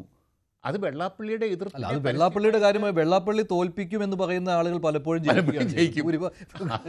അതെ, അതാണ് വെള്ളാപ്പള്ളിയുടെ ഒരു പ്രത്യേകത. ഞാൻ പറയട്ടെ, ഇവിടെ സതീശൻ എടുക്കുന്ന തീരുമാനം അത് കേരള സമൂഹം ഉറ്റുനോക്കിക്കൊണ്ടിരിക്കുകയാണ്, നായർ സമുദായവും നോക്കിക്കൊണ്ടിരിക്കുകയാണ്. അത് സതീശൻ വളരെ ശക്തമായിട്ട് നിന്നാൽ മതി, അതേ നിൽക്കാൻ സാധ്യതയുള്ളൂ. കാരണം ഇനിയിപ്പോൾ പെരുന്നയുടെ അവിടെ പോയി അതിൻ്റെ തറവാട്ടിൽ പോയി കാത്തു കിട്ടിക്കിടന്ന് സുകുമാരൻ നായരെ കണ്ട അയ്യോ എന്നൊന്നും പറഞ്ഞിട്ട് കാര്യമില്ല. ധൈര്യമായിട്ടൊരു നിലപാടെടുക്കുക കേരള സമൂഹത്തിന് മുമ്പിൽ. അതാണ് സതീശന് പറ്റും, പക്ഷേ മറ്റു നേതാക്കൾക്ക് പറ്റുമോ? പറ്റണം. തോന്നുന്നില്ല. എനിക്ക് തോന്നുന്നു ഹൈക്കമാൻഡ് തന്നെ വരും എന്നുള്ളത്. അല്ല, അത് പറഞ്ഞപ്പോൾ വളരെ സത്യമാണ്. ഈ പറഞ്ഞ പോയിന്റിന് റെലവൻസ് ഉണ്ട്. ഒരു സെക്യുലർ സ്പേസ് കേരള രാഷ്ട്രീയത്തിൽ ഇന്നും ഉണ്ട്, അത് നശിച്ചിട്ടില്ല. പക്ഷെ അത് കൊണ്ടുപോകാൻ ഏറ്റവും ഇന്നത്തെ സാഹചര്യത്തിൽ പറ്റുന്നത് സതീശന് മാത്രമാണ്. പക്ഷെ നമ്മളിവിടെ ചൂണ്ടിക്കാണിച്ച പോലെ മറ്റ് നേതാക്കന്മാർക്ക് അത്രയും ഒരു സ്ഥിരതയില്ല. അതുകൊണ്ടാണ് ഈ പ്രശ്നം. പ്രത്യേകിച്ച് NSSനെയും പള്ളിയിലച്ചന്മാരെയും ബിഷപ്പ് ഒരേ സമയം കൾട്ടിവേറ്റ് ചെയ്യുന്ന ഒരു കൾച്ചർ ഉള്ളതുകൊണ്ട് അത്. പക്ഷെ സതീശനുണ്ട്, അതുകൊണ്ട് തന്നെ പൊതുസമൂഹത്തിന്റെ ഒരു പക്ഷേ സതീശനുണ്ട്. പക്ഷേ ഒരു കാര്യമുണ്ട്, ഉമ്മൻചാണ്ടിക്ക് സുകുമാരനാരുമായിട്ട് നല്ല അടുപ്പമായിരുന്നല്ലോ. കോൺഗ്രസ് നേതാക്കൾ KM മാണി സാർ എന്ന് പറഞ്ഞാൽ വളരെ അക്സെപ്റ്റബിൾ ആയിരുന്നു പെരുന്നയിൽ, യാതൊരു സംശയവുമില്ല. സുകുമാരനാർക്ക് സ്വീകാര്യനായിരുന്നു. കേരള കോൺഗ്രസിനെയൊക്കെ നേരിട്ട് സഹായിച്ചിട്ടുമുണ്ട്. സുകുമാരനാർ അങ്ങനത്തെ ഒരാളാണെന്നാണ് എൻ്റെ അഭിപ്രായം. 2006 ഒരു തെരഞ്ഞെടുപ്പ് സമീപകാലത്ത് ഈ നൂറ്റാണ്ടിലെ ഒഴിച്ചു നിർത്തിയാൽ ബാക്കി എല്ലാ കാലവും ഔദ്യോഗികമായിട്ട് NSS കോൺഗ്രസിൻ്റെ കൂടെ. പിന്നെ സുകുമാരനായർ കോൺഗ്രസ്സുകാരനായിരുന്നു ആണല്ലോ അല്ലേ? ഞാനേ ഷാവു പ്രസാദ് പറഞ്ഞ കാര്യം, ബഹുമാനപ്പെട്ട ഷാവു പ്രസാദ്, അങ്ങ് NSSനെ അങ്ങനെ അടച്ചുക്ഷേപിക്കാവോ? നമ്മുടെ നായന്മാരുടെ സംഘടനയല്ലേ. ഞാൻ പറയട്ടെ, അദ്ദേഹത്തെ നിങ്ങൾ എന്തുകൊണ്ട് അധിക്ഷേപിക്കുന്നു, NSSനെ നിങ്ങൾ എന്തുകൊണ്ട് അധിക്ഷേപിക്കുന്നു? അങ്ങയുടെ വർത്തമാനം ഇത്തിരി കൂടിപ്പോയെന്നാണ് എൻ്റെ അഭിപ്രായം. അങ്ങ് പറയട്ടെ, AB വാജ്പേയി പ്രധാനമന്ത്രിയായിരുന്നപ്പോൾ കോട്ടയത്ത് കുമരകത്ത് വന്നില്ലേ? 10 ദിവസത്തോളം അദ്ദേഹം അവധിയിൽ താമസിച്ചില്ലേ? അന്ന് NSS ജനറൽ സെക്രട്ടറി ആയിരുന്ന അഡ്വക്കേറ്റ് നാരായണ പണിക്കരെ കാണാൻ വാജ്പേയി അന്നത്തെ പ്രധാനമന്ത്രി ഒപ്പട്ടെ അദ്ദേഹത്തിൻ്റെ ദൂതന്മാരെ അയച്ചില്ലേ? അദ്ദേഹം വഴങ്ങിയില്ലല്ലോ. NSS ജനറൽ സെക്രട്ടറി ആയിരുന്ന PK നാരായണ പണിക്കർ ഇന്ത്യൻ പ്രധാനമന്ത്രി കോട്ടയത്ത് വന്ന് കുമരകത്ത് താമസിച്ചിട്ട് ദിവസങ്ങളോളം താമസിച്ചിട്ട് കാണാൻ കൂട്ടാക്കിയില്ല എന്നത്തെ NSS ജനറൽ സെക്രട്ടറി. NSSൻ്റെ പാരമ്പര്യം അതാണ്, അതും കൂടി ഓർക്കണം. ഷാബു പറഞ്ഞൊരു മറ്റൊരു കാര്യം കൂടിയുണ്ട് ഇതിനകത്ത്. കാരണം ഈ NSS അംഗങ്ങളിൽ BJPക്ക് വോട്ട് ചെയ്യുന്നവർ സുകുമാരൻ നായർ വിരുദ്ധരാണ്. അത് തന്നെയാണല്ലോ ഷാബു മറുപടി. കാരണം സുകുമാരൻ നായർ ഒരു BJP വിരുദ്ധനാണ്. അതെ, ശരി ഷാബു. ശ്രീ ജേക്കബ് ജോർജ് പറഞ്ഞതിനോട് ഒരു കാര്യമുണ്ട്. ഈ നമ്മൾ നായന്മാരുടെ സംഘടനയല്ലേ, എന്റെ അല്ല കേട്ടല്ലോ. എന്റെ വീട്ടിൽ നായന്മാരുണ്ട് കേട്ടോ, എന്റെ കുടുംബത്തിൽ നായന്മാരുണ്ട്, അതുകൊണ്ടാണ് ഞാൻ പറഞ്ഞേ. അല്ല, ആയിക്കോട്ടെ. എന്തായാലും ഈ നാട്ടിലെ മുഴുവനും നായന്മാരുടെയും ഹിന്ദുക്കളുടെയും ഒന്നും അട്ടിപ്പേറാവകാശമൊന്നും NSSനും സുകുമാരൻ നായർക്കും ഇല്ല. അതുകൊണ്ട് അത് പറഞ്ഞതിനോട് എനിക്ക് വളരെ ശക്തമായ എതിർപ്പുണ്ട്. ആ നമ്മൾ എന്നുള്ള കൂട്ടത്തിൽ ഞാനില്ല കേട്ടോ. അത് പിന്നെ എനിക്ക് എൻ്റെ നാട് മുതൽ എൻ്റെ നാട് പത്തനംതിട്ട ജില്ലയിലെ കോയിപ്പുറം പഞ്ചായത്ത് പുല്ലാട്ട്, ഞങ്ങൾ ക്രിസ്ത്യാനികളും നായന്മാരും വളരെ സൗഹാർദ്ദത്തിലാണ് കഴിഞ്ഞു വന്നിട്ടുള്ളത്. പെരുന്നയോട് കുറച്ചുകൂടി അടുത്താണ്, പെരുന്നേക്കാൾ പെരുന്നയോട് കൂടുതൽ അടുത്താണ്. അതെ അതെ, ഞാനും നാരായണ പണിക്കർ സാറേ ഒരു കാലഘട്ടത്തിൽ ആൾക്കാർക്കും സമൂഹങ്ങൾക്കും തമ്മിൽ നല്ല ബന്ധവും സൗഹൃദവും ഒക്കെ ഉണ്ട്. അത് തിരുവല്ല പുല്ലാട്ട് മാത്രമല്ല സാറേ, അതിന് പുറത്തും ഒരു ലോകമുണ്ട്. അവിടെ പ്രത്യേകിച്ച് ഞങ്ങളുടെ നാട്ടിൽ പ്രത്യേകിച്ച് നായർ ക്രിസ്ത്യൻ ഐക്യം എന്ന് പറഞ്ഞാൽ ഭയങ്കര ഐക്യം തന്നെയാ, പണ്ട് മുതലുള്ള ഐക്യമാണ്. അതുകൊണ്ടാണ് ഞാൻ നമ്മുടെ നായന്മാരെന്ന് പറഞ്ഞത്. അല്ല ഷാഹു പ്രസാദ്, മറ്റൊരു കാര്യമുണ്ട്. ഞാൻ ചോദിച്ച കാര്യമുണ്ടല്ലോ. അല്ലല്ലോ, ഈ NSS അംഗങ്ങളിൽ നിന്ന് BJPക്ക് വോട്ട് ചെയ്യുന്നവർ സുകുമാരൻ നായർ വിരുദ്ധർ കൂടിയാണ്. കാരണം സുകുമാരൻ നായർ ഒരു BJP വിരുദ്ധനാണ്. അതേ പറഞ്ഞു. ഇനിയിപ്പം ഒരു കാര്യം കൂടെ മഞ്ജുഷേ, ഒരു കാര്യം കൂടെ അദ്ദേഹം പറഞ്ഞു NSS അങ്ങനെ ഒരു പാരമ്പര്യമുണ്ട് എന്ന്. എന്നാൽ NSS വേറെ ചില പാരമ്പര്യം ഞാൻ പറയട്ടെ. മന്നത്ത് പത്മനാഭൻ ഉണ്ടാക്കിയ കാലത്ത് എനിക്കും അറിയാം. മന്നത്ത് എൻ്റെ ഒരു പഠന വിഷയമാണ് മന്നത്ത് പത്മനാഭൻ. ഒരു മിനിറ്റ് ഒന്ന് വെയിറ്റ് ചെയ്യൂ. ഇവിടെ NSS സ്ഥാപനങ്ങൾ രാഷ്ട്രീയ സ്വയംസ RSS എപ്പോൾ ചോദിച്ചാലും കൊടുക്കണം എന്ന് സ്വന്തം കൈപ്പടയിൽ എഴുതി വെച്ചിട്ടുണ്ട് ഈ മന്നത്ത് പത്മനാഭൻ. അതേപോലെ തന്നെ ഈ മുലപ്പാലിൽ ഉപ്പ് നോക്കുന്നവരാണ് കമ്മ്യൂണിസ്റ്റുകാർ എന്ന് പറഞ്ഞയാളാണ് മന്നത്ത് പത്മനാഭൻ. ഈ ആദ്യത്തെ കമ്മ്യൂണിസ്റ്റ് സർക്കാരിനെ താഴെയിടാൻ വേണ്ടി വലിയ പ്രക്ഷോഭം നടത്തിയ ആളാണ് മന്നത്ത് പത്മനാഭൻ. അതാണ് NSS പാരമ്പര്യം എന്ന് പറയുന്നത്. അല്ലാതെ ഈ കഴിഞ്ഞ 10-40 കൊല്ലത്തെ സ്വാർത്ഥ നേതൃത്വം ഉണ്ടാക്കിയതല്ല. ഞാനൊരു പരിപാടി പറയട്ടെ. എന്റെ Changanassery NSS college Hindu college എന്നാണ് പേരിട്ടത്. ആ കോളേജ് ഉദ്ഘാടനം ചെയ്യാൻ വീര സവർക്കറെ കൊണ്ടുവന്ന പാരമ്പര്യമാണ് NSS. പിന്നീട് ഇവിടെ ക്ഷേത്ര സംരക്ഷണ സംഘപരിവാറിന്റെ ഭാഗമായ ക്ഷേത്ര സംരക്ഷണ സമിതിയുടെ ആദ്യ സ്ഥാപകരിൽ ഒരാളായ കേളപ്പൻ, കേരള ഗാന്ധി കേളപ്പൻ ആ NSS പ്രസിഡന്റ് ആയിരുന്നു. രാഷ്ട്രീയ സ്വയംസേവക സംഘത്തിന്റെ സംസ്ഥാന സംഘചാലകനായിരുന്ന പ്രാന്ത സംഘചാലകനായിരുന്ന നാരായണ മേനോൻ NSS പ്രസിഡന്റ് ആയിരുന്നു. അതുകൊണ്ട് ഈ സുകുമാരൻ നായർ അങ്ങനെയല്ല. സുകുമാരൻ നായർ BJP സംഘപരിവാർ പാളയത്തിൽ NSS കെട്ടില്ല എന്ന് ശപഥം ചെയ്തിരിക്കുന്ന ആളാണ്. നാരായണ പണിക്കരും അങ്ങനെയായിരുന്നു. നാരായണ പണിക്കർ പറഞ്ഞിട്ടുണ്ട്, ഞാനും വഴി പിടിച്ചോണ്ട് നടന്നിട്ടുണ്ട്. പക്ഷേ ഇതെന്താന്ന് വെച്ച് കഴിഞ്ഞാൽ ഈ RSSകാർക്ക് ജാതിയില്ല, പക്ഷെ ഞാൻ നായരാ, എനിക്ക് നായരാ വലുത്, ഇതുകൊണ്ടാണ് ഞാൻ RSS വിട്ടു പോകുന്നതെന്ന് പച്ചയ്ക്ക് ഈ സുകുമാരൻ നായർ പറഞ്ഞിട്ടുണ്ട്. അയാളുടെ തനിക്കുണം പുറത്തു വന്നിട്ടുണ്ട്. അതുകൊണ്ടാണ് നായർ, എനിക്ക് നായര് കഴിഞ്ഞിട്ടേ ഉള്ളൂ, നായര് മാത്രമല്ല. അങ്ങേര് നായർ സമുദായത്തിന്റെ സംഘടനയുടെ നേതാവാണ്. ആ നിലയ്ക്ക് അദ്ദേഹം 100% നായരായിട്ട് നായർ സമുദായക്കാരനെ ഡിർനയിലേ പറ്റുള്ളൂ എന്നാണ് എന്റെ പഠനം. ഷാബുവിന്റെ പ്രശ്നം എന്ന് പറയുന്നത് അദ്ദേഹം ഈ നിലപാടെടുത്തുകൊണ്ടാണ്. BJP സംഘപരിവാർ പാളയത്തിൽ NSS കെട്ടില്ല എന്ന് അദ്ദേഹം ഉറച്ച നിലപാടെടുത്തത് കൊണ്ടാണ്. എന്നാലേ സ്വന്തം പേരിൽ നിന്ന് ജാതിപാൽ എടുത്ത് കളഞ്ഞ മന്നത്ത് പത്മനാഭന്റെ പാരമ്പര്യമോ അതെ ഈ നായർ, അതായത് അധകൃത സമൂഹങ്ങൾക്ക് വേണ്ടി തെരുവിൽ ഇറങ്ങി സവർണ ജാഥ നടത്തിയ മന്നത്ത് പത്മനാഭന്റെ പാരമ്പര്യമാണ് യഥാർത്ഥത്തിൽ NSS അല്ലാതെ ഈ സുകുമാരൻ നായരുടെ അല്ല. ഈ ജാതിഭ്രാന്തം പിടിച്ച് മാടം പിത്തരം കളിച്ച് നടക്കുന്ന ഈ പാഴുകളുടെ മരപ്പാഴ് നേതൃത്വത്തിന്റെ അല്ല. അതല്ല NSS പാരമ്പര്യം. അല്ല, മന്നത്ത് പത്മനാഭനെ കുറിച്ച് പറയാൻ എനിക്ക് ഒത്തിരിയും കാര്യങ്ങളുണ്ട്. നമ്മുടെ ചർച്ചാ വിഷയം മന്നമായി പോവും. എനിക്ക് ഒത്തിരി പറയാനുണ്ട്. ക്രിസ്ത്യൻ കോൺഗ്രസ് എന്ന് വിളിച്ച് അധിക്ഷേപിച്ച ഷാബു പ്രസാദ് സാറേ, ഒരു ഒറ്റ വാചകം പറയട്ടെ.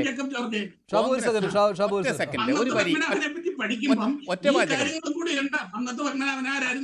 അല്ലല്ല, എന്റെ ഇഷ്ടംപോലെ കെട്ടുകണക്കിന് പുസ്തകം ഇരിപ്പുണ്ട്. അതിൽ ഒരു നല്ല വിഭാഗം പുസ്തകങ്ങളും ഇത് മന്നത്തിനെയും G സുകുമാരൻ നായരെയും തമ്മിൽ താരതമ്യം ചെയ്യല്ല. ഇവിടെ അങ്ങനെ താരതമ്യം പഠനത്തിന് സമയവുമില്ല. മന്നത്തെ കുറിച്ചുള്ള എല്ലാ പുസ്തകങ്ങളും എൻ്റെ ഇരിപ്പുണ്ട്. അതിൽ ബഹുമാനപ്പെട്ട നാരായണ പണിക്കർ, ഞാനിന്ന് കോട്ടയത്ത് മാതൃമലേഖനായിരുന്നു, അദ്ദേഹവും ഞാനോട്ട് ഭയങ്കര അടുപ്പമായിരുന്നു. അദ്ദേഹം എനിക്ക് തന്ന പുസ്തകങ്ങൾ ഉൾപ്പെടുന്നുണ്ട്. പക്ഷേ ഒരു കാര്യം പറയാം, കോൺഗ്രസിനെ ക്രിസ്ത്യൻ കോൺഗ്രസ് എന്ന് വിളിച്ച് ഒരു ഘട്ടത്തിൽ അധിക്ഷേപിച്ച ആളാണ് മന്നത്ത് പത്മനാഭൻ. അതേ മന്നത്ത് പത്മനാഭൻ കോൺഗ്രസിനോട് ചേർന്ന് CPM കമ്മ്യൂണിസ്റ്റ് പാർട്ടി നേതൃത്വം കൊടുത്ത ഇടതുമുന്നണി കമ്മ്യൂണിസ്റ്റ് സർക്കാരിനെ പിരിച്ചുവിടാൻ വേണ്ടി വിമോചന സമരത്തിന് നേതൃത്വം കൊടുത്തു. അദ്ദേഹം വന്ന ശേഷമാണ് വിമോചന സമരത്തിന് ആക്കം കൂടിയത് എന്നും കൂടി ഓർക്കണം. അദ്ദേഹം അങ്ങനെ പല നിലപാടുകൾ ചരിത്രത്തിൽ എഴുതിയിട്ടുണ്ട്. അദ്ദേഹത്തിന് നല്ല രാഷ്ട്രീയ ബോധമുണ്ടായിരുന്നു, രാഷ്ട്രീയമായിട്ട് ഇച്ഛാശക്തി ഉണ്ടായിരുന്നു. പക്ഷേ അദ്ദേഹം നായർ സമുദായത്തെ വിട്ട് ഒരു കളിക്കും കൂട്ടാക്കിയില്ല. അദ്ദേഹം ഒരു മഹാനായ നേതാവാണ്. ശരിക്കും അക്ഷരാർത്ഥത്തിൽ സമുദായ ആചാര്യൻ തന്നെയാണ് മന്നത്ത് പത്മനാഭൻ. ഞാൻ അദ്ദേഹത്തിനെ എപ്പോഴും സിന്ദാബാദ് വിളിക്കാൻ മന്നത്ത് പത്മനാഭനെ കിടക്കുന്നു ഈ മരപ്പാഴുകൾ അവിടെ കിടക്കുന്നു. അതുകൊണ്ട് രണ്ടും കൂടെ കമ്പയർ അത് അങ്ങയുടെ വ്യക്തിപരമായ അങ്ങേര് തെരഞ്ഞെടുക്കപ്പെട്ട നേതാവാണ്. സുകുമാരൻ നായർ തെരഞ്ഞെടുക്കപ്പെട്ട നേതാവാണ്. കേരളത്തിലെ നായർ സമുദായത്തിന്റെ നേതാവാണ്. അദ്ദേഹത്തെക്കുറിച്ച് അങ്ങനെ അധിക്ഷേപിച്ച് പറയുന്നത് അത് വ്യക്തിയധിക്ഷേപം പറയരുത്. അങ്ങത് പറയുന്നത് ശരിയല്ല, അങ്ങത് പറയുന്നത് ശരിയല്ല. അങ്ങനെ അദ്ദേഹത്തെ നായർ സമുദായത്തിന്റെ അട്ടിപ്പേരവകാശം സുകുമാരൻ നായർക്കോ NSSനോ ഇല്ല. അത് പറഞ്ഞു.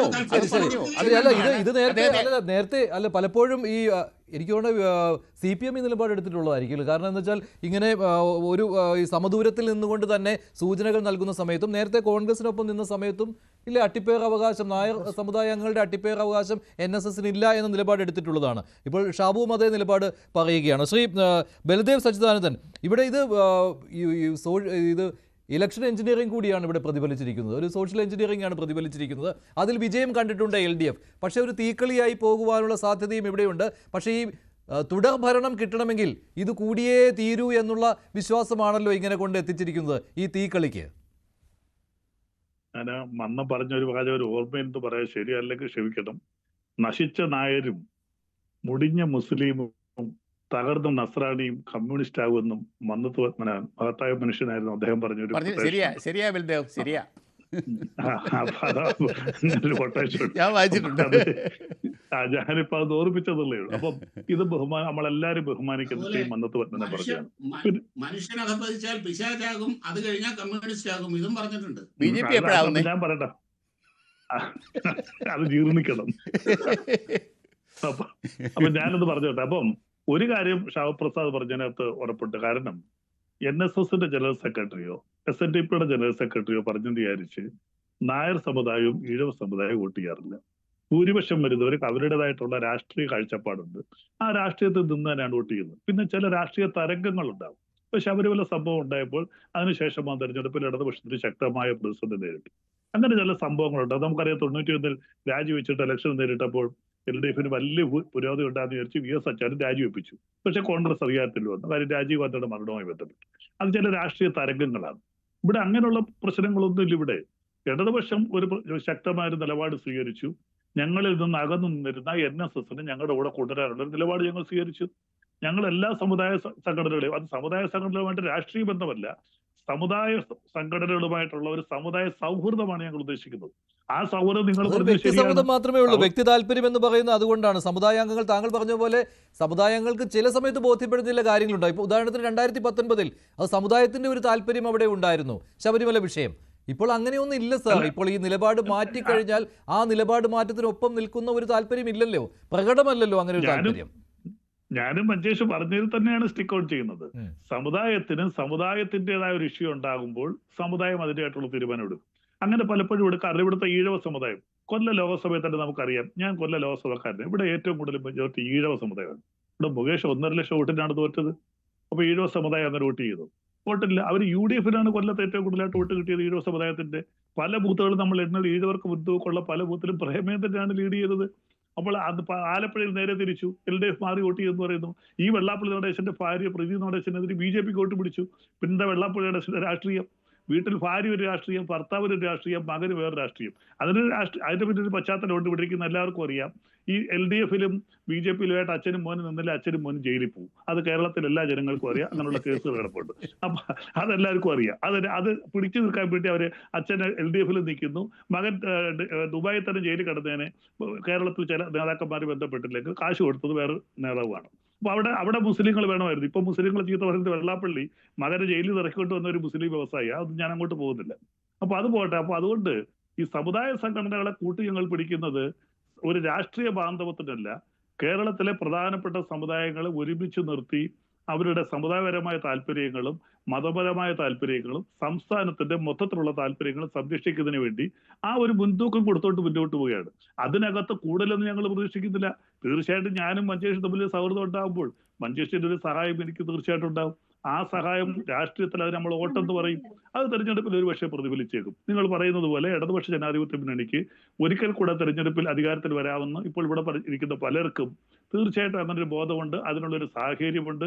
ഒരുപക്ഷെ ആ സാഹചര്യമായിരിക്കാൻ സുകുമാരനാരെ കൊണ്ട് അങ്ങനെ ചിന്തിപ്പിച്ചെന്ന് നിങ്ങൾ പറയുന്നതിലൊന്നും ഞാൻ എതിർക്കാൻ നിൽക്കുന്നില്ല. പക്ഷെ അത് യാഥാർത്ഥ്യമാകാൻ പോവുകയാണ്, നമുക്ക് എല്ലാവർക്കും അറിയാവുന്ന കാര്യമാണ്. അപ്പൊ അതുകൊണ്ട് നിങ്ങൾ പരിപൂർണമായിട്ട് അതിനെ ഞങ്ങളുടെ രാഷ്ട്രീയ ബന്ധമായിട്ട് കാണണ്ട. ഞങ്ങളുടെ ഒരു മതനിരപേക്ഷ കാഴ്ചപ്പാടിന്റെ അതിന്റെ ഒരു ബഹിർസ്ഫുരണമായിട്ട് മാത്രം അതിനെ കണ്ടാൽ മതി. ശരി. ശ്രീ ജി ഗോപകുമാർ, അപ്പോൾ ഭരണവിരുദ്ധ വികാരമില്ല, ഇവരെല്ലാവരും അങ്ങ് തീരുമാനിച്ചിരിക്കുകയാണ് ഇവിടെ മൂന്നാമതും ഭരണം വരികയാണെന്ന് ഈ സമുദായ സംഘടനകൾ? തീർച്ചയായിട്ടും ഭരണവിരുദ്ധ വികാരം ശക്തമായിട്ടുണ്ട്. അതിന് യാതൊരു തർക്കവുമില്ല. പഞ്ചായത്ത് തിരഞ്ഞെടുപ്പും അസംബ്ലി തിരഞ്ഞെടുപ്പിലും തമ്മിൽ ഒരു വ്യത്യാസമുണ്ടെന്ന് ഓർമ്മിച്ചുകൊണ്ട് തന്നെ ഞാൻ പറയുന്നുണ്ട്. ഭരണവിരുദ്ധ വികാരമുണ്ട്. വിലക്കയറ്റം ഉൾപ്പെടെയുള്ള ഒരുപാട് കാര്യങ്ങളിൽ ജനങ്ങൾക്ക് ആക്ഷേപമുണ്ട്. ക്ഷേമ പദ്ധതികൾ സമയത്ത് കിട്ടാത്തതിൻ്റെ പ്രശ്നമുണ്ട്.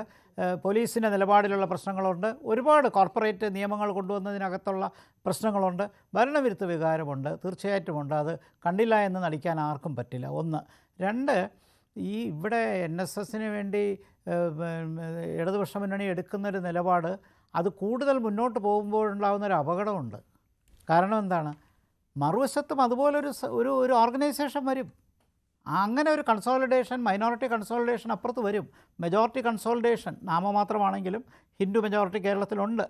അത് വലിയൊരു നോർത്ത് ഇന്ത്യ പോലത്തെ ഒരു മെജോറിറ്റി ഇല്ല ഇവിടെ ഹിന്ദുസ് ഒന്നും. പക്ഷേ നാമമാത്രമാണെങ്കിൽ ആ മെജോറിറ്റി ഉള്ളപ്പോൾ ആ മെജോറിറ്റിക്കകത്തും ഇവിടുത്തെ പോലെ സെക്യുലർ സ്പേസ് ഉണ്ട് എന്ന് നമുക്ക് നന്നായിട്ട് അറിയുമ്പോൾ ഈ കൂടുതൽ ഹിന്ദു കമ്മ്യൂണിറ്റീസിനെ കൺസോളിഡേറ്റ് ചെയ്യാൻ ശ്രമിക്കുകയാണെങ്കിൽ അതിനൊരു തിരിച്ചടി ഉണ്ടാവും. അത് മുസ്ലിം കമ്മ്യൂണിറ്റിയിൽ നിന്നും ഉണ്ടാവും, ക്രൈസ്തവ ഭാഗത്തു നിന്നും ഉണ്ടാവും. അല്ല, ഞാനിത് പറഞ്ഞു തീർന്നോട്ടെ. അപ്പോൾ ഈ തരത്തിലുള്ള ഒരു കോമ്പറ്റീഷൻ വരുമ്പോൾ വാസ്തവത്തിൽ മതനിരപേക്ഷത എന്നുള്ളത് തന്നെ ഒരു കോൺട്രവേഴ്സിയിലേക്ക് പോവുകയാണ്. കാരണം ഒരു വശത്ത് പിന്നെ ശബരിമല മുന്നിൽ കൊണ്ടുവരുന്നു. ഇപ്പോൾ വാസ്തവത്തിൽ ശബരിമലയുടെ കാര്യത്തിൽ കോടതി ഒരു വിധി പറഞ്ഞിട്ടില്ല. ഈ കോടതി ഒരു വിധി പറയാതെ നിൽക്കുന്നൊരു സമയത്ത് ശബരിമല വികസനം എന്ന് പറഞ്ഞ് കൊണ്ടുവന്നപ്പോൾ നമ്മളിവിടെ കണ്ട കാര്യമാണ്. പമ്പയിൽ ശുഷ്കമായ ഒരു സമ്മേളനമായിരുന്നു. പന്തളത്ത് വലിയ വിജയമായിരുന്നു. അപ്പോൾ വികാരം ഇപ്പോഴും മറുവശത്താണ്, ഗവൺമെൻറ്റിനോടല്ല. അപ്പോൾ അത് കാണേണ്ടതാണ്. അപ്പോൾ ഹിന്ദു കൺസോളിഡേഷൻ എവിടെ വരുന്നില്ല എന്നാണ് ഞാൻ പറഞ്ഞത്. സർക്കാരിനെതിരെ വരുന്നു. എതിരെ അല്ലെങ്കിൽ കുറച്ച് പേരെങ്കിലും മറുവശത്തെ BJPക്ക് കൺസോളിഡേറ്റ് ചെയ്യാൻ. അവിടെയാണ് ഞാൻ ചോദിക്കുന്നത്, ഈ വ്യക്തി താല്പര്യം മാത്രമാണോ ഈ സമുദായ സംഘടനാ നേതാക്കളെ കൊണ്ട് ഇങ്ങനെ തീരുമാനം എടുപ്പിക്കുന്നത്? വാസ്തവത്തിൽ അതെ, വാസ്തവത്തിൽ ഈ പറഞ്ഞ ചോദ്യത്തിന് വലിയ റിലവൻസ് ഉണ്ട്. കേരളത്തിനകത്ത് MES ഉണ്ട്, മുസ്ലിം സമുദായത്തിൻ്റെ വിദ്യാഭ്യാസ സ്ഥാപനങ്ങൾക്ക് മിക്കവാറും ചർച്ചിൻ്റെ എല്ലാ വിഭാഗക്കാർക്കും, പ്രധാന വിഭാഗക്കാർക്കും കോളേജുകളും സ്കൂളുകളുമുണ്ട്. NSSനും കോളേജുകളും സ്കൂളുകളുമുണ്ട്. ഇതുമായി ബന്ധപ്പെട്ട ഒരുപാട് കാര്യങ്ങൾ ഗവൺമെൻറ്റുമായിട്ട് ബന്ധപ്പെടണം. അപ്പോൾ ഗവൺമെൻറ്റുമായിട്ട് ബന്ധപ്പെടുമ്പോൾ ഒരു ഇക്വേഷൻ വേണം. ആ ഇക്വേഷൻ്റെ കാര്യത്തിൽ എല്ലാവരും തമ്മിൽ ഒരു താല്പര്യം വേണം. അതിനപ്പുറം കൾട്ടിവേറ്റ് ചെയ്യാൻ പോയാൽ ഒരുപാട് തിരിച്ചടി ഉണ്ടാകും. ഇപ്പോൾ നമ്മളത് കണ്ടതാണ്. ഇപ്പോൾ ഓർത്തഡോക്സ് യാക്കോബയോ എങ്ങനെ തെറ്റിയെന്നും അത് UDFന് എന്ത് ദോഷം ചെയ്തെന്ന് കണ്ടതാണ്. അപ്പോൾ ഇതൊരു തീക്കളിയാണ്. താങ്കൾ ചൂണ്ടിക്കാണിച്ചാൽ പറഞ്ഞ വാക്ക് വളരെ ശരിയാണ്, തീക്കളിയാണ്. എപ്പോഴും സമുദായങ്ങളുടെ കാര്യങ്ങൾ മാത്രം എടുത്ത് പറഞ്ഞിട്ട് ഞങ്ങളെല്ലാവരോടും. ഇപ്പോൾ ശബരിമല ഉയർത്തിക്കൊണ്ട് വന്നത് CPM ആണ് അല്ലേ? അതെ, വേറെ ആരും അത് സൈലന്റ് ആയിരുന്ന ഒരു സംഭവമാണ്. അതേസമയം പറയുന്നുണ്ട് പിന്നെ യുവതീ പ്രവേശനം അടഞ്ഞ അധ്യായം എല്ലാന്നും പറയുന്നുണ്ട്. അപ്പോൾ വീണ്ടും കോൺട്രവേഴ്സി രണ്ടുപേരെയും ക്രെഡിബിലിറ്റി എവിടെ, വിശ്വാസത എവിടെ? ശരിയല്ലേ? ക്രെഡിബിലിറ്റിയുടെ വിഷയം അതല്ല. പിന്നെ ഭരണവിരുദ്ധ വികാരമുണ്ട്. സുപ്രീം കോടതിയുടെ ഒരു വിധി അവിടെ നിൽക്കുകയാണ്. സുപ്രീം കോടതി ഇന്ത്യയിലെ പരമോന്നത ജുഡീഷ്യൽ പവർ സെന്റർ. ഇതൊക്കെ ഇപ്പോൾ ഇവിടെ ആരും ചർച്ച ചെയ്യുന്ന വിഷയം പോലും അല്ലായിരുന്നു. ആ വിധി അവിടെ നിൽക്കുകയാണ്. ഞാൻ പറയട്ടെ, ഈ ശബരിമല വിഷയം ഇപ്പോൾ ഈ കേരളത്തിലെ പൊതുസമൂഹത്തിന് മുന്നിൽ ശബരിമല വിഷയം ഇപ്പോൾ ഇല്ലായിരുന്നു. അത് കൊണ്ടുവന്ന ആരാണ്? ഇപ്പോൾ കൊണ്ടുവന്ന ആരാണ്? അതെ, അത് ഇടതുപക്ഷ ഗവൺമെന്റാണ്, ഇടതുപക്ഷമാണ്, CPM ആണെന്ന് വെച്ചു. പക്ഷേ ഇവിടെ ഗോകുമാർ സാർ പറഞ്ഞത് NSS ഒരു സമുദായ സംഘടനയാണ്. പക്ഷേ ബഹുമാനപ്പെട്ട ഗോപകുമാർ സാർ, NSS ഒരു വർഗീയ സംഘടനയല്ല. NSS. MBS ഒരു വർഗീയ സംഘടനയാണെന്ന് പറയാൻ പറ്റുമോ? മുസ്ലിം എഡ്യൂക്കേഷൻ സൊസൈറ്റി ഒരു വർഗീയ സംഘടനയും ഒരു സമുദായ സംഘടനയും, ആ രണ്ട് ലേബലിൽ വ്യത്യാസമുണ്ട്. അതുകൊണ്ട് NSSനെ ഒരു വർഗീയ സംഘടനയായിട്ട് കേരളത്തിലെ ആരെങ്കിലും കണക്കാക്കുമെന്ന് എനിക്ക് തോന്നുന്നില്ല. അതുകൊണ്ട് NSS ഇങ്ങേപ്പുറത്ത് വന്നതുകൊണ്ട്, ഇടതുപക്ഷ മുന്നണി വന്നതുകൊണ്ട് മതന്യൂനപക്ഷങ്ങൾ ഇടതുമുന്നണിക്കെതിരെ തിരിയും എന്ന് പറയുന്നത് കഥയില്ല എന്നാണ് ഞാൻ സമർത്ഥിച്ചത്. ഈ വർഗീയ സംഘടനയും സാമുദായിക സംഘടനയും തമ്മിലുള്ള വ്യത്യാസം എന്ന് പറയാമോ? RSS എന്ത് സംഘടനയാണ്?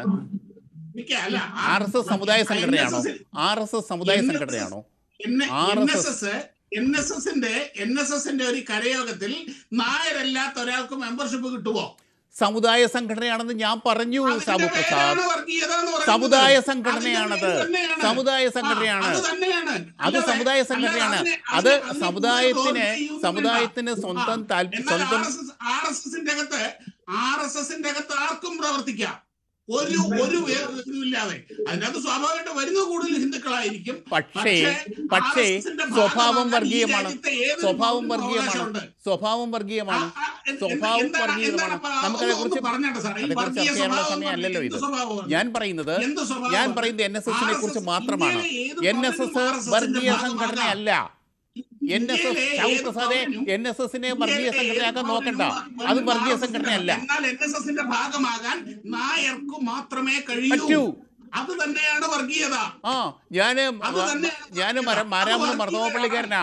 ആ പള്ളിയിലെ മർത്തോമക്കാർക്ക് മാത്രമേ അംഗത്വം ഉള്ളൂ എന്ന് കണ്ടത് വർഗീയമാണോ? വർഗീയമായിട്ട് ഒരൊറ്റ വാക്ക് ഞങ്ങളുടെ സമുദായം ഉപയോഗിച്ചിട്ടുണ്ടോ ഏതെങ്കിലും? അതുകൊണ്ട് സമുദായം എന്നേ പറയാൻ പറ്റൂ. സമുദായമുണ്ട്, സമുദായങ്ങൾക്ക് സംഘടനയുണ്ട്. കാര്യം പറഞ്ഞ ഈ ശശി തരൂരിന്റെ കാര്യം ഈ സുകുമാരൻ നായർ പറഞ്ഞത് നല്ല ഒന്നാം തരം തറവാടി നായരാണ്. പബ്ലിക്കായിട്ട് പറഞ്ഞതാ. അതിനെന്താ കുഴപ്പം? ഞാനും പറയും. പേരാണ് വർഗീയതാന്ന്. ഞാനും ശശി തരൂരിനെ കുറിച്ച് പറയും. ശശി തരൂർ തറവാടി നായരാണെന്ന് ഞാനും പറയും. ഇതിന്റെ പേരാണ് വർഗീയതാന്ന്. അല്ല, വർഗീയതയല്ല. ഞാനും പറയും ശശി തരൂർ നല്ല ഒന്നാം തരം തറവാടി നായരാണ്. തറവാടി നായരാണ് ശശി തരൂർ എന്ന് ഞാനും പറയും. ഞാൻ പറയുന്നത് വർഗീയതയാണ്. താങ്കൾ പറയുന്നത് വർഗീയതയല്ല. പക്ഷേ അതെങ്ങനെ പറയാൻ പറ്റും? അത് ശരിയല്ല. സമുദായം വേറെ വർഗീയത വേറെ. അത് രണ്ടും രണ്ടാണ്. സമുദായ സംഘടന വേറെ, വർഗീയ സംഘടന വേറെ. അതും രണ്ടാണ്. രണ്ടിനെയും രണ്ടായിട്ട് കാണണം. ആഭിജാത്യത്തോടുകൂടി പുഴുത്ത് നാറിയ ജാതി ചിന്തയോടുകൂടി ഇരിക്കുന്നതിനെയാണ് വർഗീയത എന്ന് പറയുന്നത്. ഇവരുടെയൊക്കെ മനസ്സിൽ പുഴുത്ത ജാതിയാണുള്ളത്. അപ്പൊ KPMSO ഞാനിവിടെ NSS-ന്റെ കാര്യമാണ്. അതാണ് ഞാനും ജാതിപരമായിട്ട് ജാതീയമായിട്ട് സംഘടിക്കേണ്ടി വരുന്നത് ജാതീയമായിട്ട് സംഘടിക്കേണ്ടി വരുന്നത് അവരുടെ പിന്നോക്കാവസ്ഥ കൊണ്ടാണ്. KPMS സംഘടിച്ചിട്ടുണ്ട്. ആ സംഘടന രക്ഷിക്കുന്നുണ്ട്. NSS നേതൃത്വത്തിന്റെ മനസ്സിൽ പുഴുത്ത് നാറിയ ജാതീയതയാണുള്ളത്. പുഴുത്ത് നാറിയൊന്നുമല്ല, അത് ഒന്നാം തരം സമുദായ ബോധം. ഒരു കാര്യമുണ്ട്. നമ്മൾ അതീതം മാറാം. അങ്ങനെ വർഗീയ സംഘടന എന്ന് പറഞ്ഞ NSS-നെ അധിക്ഷേപിക്കേണ്ട കാര്യമില്ല. സമുദായ സംഘടന തന്നെയാണ്. ഡോക്ടർ ജി ഗോപകുമാർ ശരി. ഷാബു, താങ്കളുടെ നിലപാട് ശരി. ഡോക്ടർ ജി ഗോപകുമാർ, ഇപ്പോൾ ഈ UDF താങ്കൾ പറയുകയുണ്ടായി സതീശിനെടുത്ത നിലപാട് കൃത്യമെന്ന്. ഞാനും അതിനോട് യോജിച്ച് നിൽക്കുകയാണ്. പക്ഷേ ഇനി വൈകിക്കാതെ തന്നെ ഹൈക്കമാൻഡിൽ നിന്ന് തന്നെ ഒരു പ്രതിനിധി വന്നു. ഇപ്പോൾ പ്രിയങ്ക ഗാന്ധി വരുന്നു പെരുന്നയിലേക്കെന്നുള്ള ഒക്കെയുള്ള റിപ്പോർട്ടുകൾ വന്നിട്ടുണ്ട്. അങ്ങനെ വന്നതുകൊണ്ട് സുകുമാരൻ നായരുടെ ഈ നിലപാട് മാറുമോ? എനിക്ക് തോന്നുന്നില്ല മാറുമെന്ന്. ആ നിലപാട് മാറാൻ സാധ്യതയില്ല. കാരണം വളരെ വ്യക്തി താല്പര്യമാണെങ്കിൽ ഒട്ടും മാറില്ല. സുകുമാരൻ നായർ എടുത്ത തീരുമാനം മാറാൻ ഒരു സാധ്യതയും കാണുന്നില്ല. കാരണം എടുത്ത തീരുമാനം പരസ്യമാക്കിയതാണ്. വ്യക്തി താല്പര്യം അതിൻ്റെ പിറകിലുണ്ടെന്ന് എല്ലാവർക്കും അറിയാം. അതുകൊണ്ട് തന്നെ കൊടുത്ത വാക്കും ഉറപ്പും താല്പര്യങ്ങളുമെല്ലാം, കാരണം ഈ പ്രാദേശികമായൊരു ഗവൺമെൻറ്റിൻ്റെ സാധ്യതയെ നോക്കിക്കൊണ്ടുള്ള പ്രവർത്തനമാണ്. അതുകൊണ്ട് ആ നിലപാടിൽ മാറ്റം വരാൻ ഒരു വഴിയും ഞാൻ കാണുന്നില്ല. ഗോപകുമാർ സാറേ, പണ്ടൊരിക്കലേ ഇന്ദിരാഗാന്ധി ബിഷപ്പുമാരെ കാണാൻ കോഴിക്കോട്ട് വന്നപ്പോൾ നമ്മുടെ AK ആന്റണി പോയില്ല. ചരിത്രമുണ്ട് കോൺഗ്രസിന്. അതുപോലെ പ്രിയങ്ക ഗാന്ധിയോ രാഹുൽ ഗാന്ധിയോ സോണിയാഗാന്ധി തന്നെയോ സുകുമാരൻ നായരെ കാണാൻ പെരുന്നയിൽ വന്നാൽ സതീശന് പോകരുത് എന്നാണ് എൻ്റെ അഭിപ്രായം. ഞാൻ എൻ്റെ ഒരു അഭിപ്രായം പറയട്ടെ ഈ ചോദ്യത്തിനോട്. ഒരു സെക്കൻഡ്. കോൺഗ്രസിന് ഇപ്പോൾ ചെയ്യാവുന്ന നല്ല കാര്യം ഒരു സംഘടനയുടെയും പിറകെ പോകാതെ അതിന് പറ്റുമെങ്കിൽ പൊതുസമൂഹത്തിൻ്റെ പിന്തുണ ആർജിക്കാൻ ശ്രമിക്കുക. 2, ഭരണവിരുദ്ധ വികാരം മാക്സിമം പ്രൊജക്റ്റ് ചെയ്യുക. ഇത് രണ്ടുമേ കോൺഗ്രസിന് ഇപ്പോഴത്തെ സാഹചര്യത്തിൽ ചെയ്യാൻ പറ്റുള്ളൂ. അതിനപ്പുറം എന്ത് കളിച്ചാലും തിരിച്ചടിക്കും. ഞാൻ പിന്താങ്ങുന്നു. ശരി, നന്ദി. ചർച്ചയിൽ പങ്കെടുത്ത എല്ലാവർക്കും. Shri doctor G Gopakumar, Shri Jacob George, Shri Shabu Prasad, Shri Baldev Sachidanandan. ഇന്നത്തെ ചോദ്യം ഇതായിരുന്നു: സർക്കാരിന് സുകുമാരൻ നായരുടെ പിന്തുണ അംഗീകരിക്കുമോ നായർ സമുദായ അംഗങ്ങൾ? അംഗീകരിക്കുമെന്ന് 18% പ്രേക്ഷകർ, ഇല്ല എന്ന് 80%. രണ്ടുപേരും അവസാനിക്കുന്നു. നന്ദി, നമസ്കാരം.